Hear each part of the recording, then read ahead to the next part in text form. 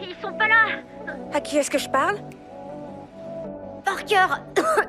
Ils ont dit qu'ils viendraient nous sauver, ma sœur et Écoute-moi, moi. Parker. Il faut que tu restes avec moi au téléphone. L'opératrice Zoé contacte immédiatement les secours sur place. Elle leur demande s'ils ont atteint la chambre 318. Négatif, la chambre 318 a complètement brûlé. Mais le garçon vient de me rappeler.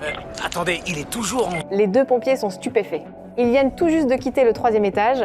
Ils ont vu la chambre 318 engloutie par les flammes. Eddie réalise soudain que Parker a peut être mal lu le numéro. Il a pu le voir à l'envers. Le vrai numéro pourrait être 81. Mia vérifie immédiatement les registres. Effectivement, une chambre 422 existe dans cet hôpital et elle se trouve au 5e étage. Hey, il a vu le reflet. Allons-y. Cette nouvelle redonne espoir à tout le monde. Cela signifie que Parker pourrait être en vie. Le feu n'a pas encore atteint le 5e étage. Ils ont encore une chance de sauver les deux enfants. 76, 75. Allez, on continue. Là, c'est la 82.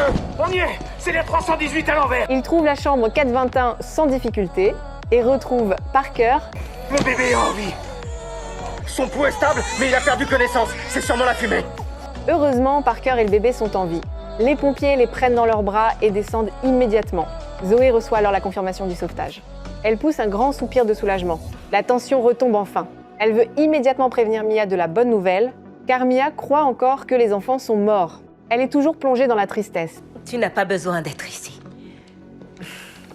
Je voulais juste t'informer que les enfants allaient bien. Je parle de Parker et de sa petite sœur. Ils les ont trouvés. Quoi? Le petit avait donné un mauvais numéro de chambre. Mia ne revient pas.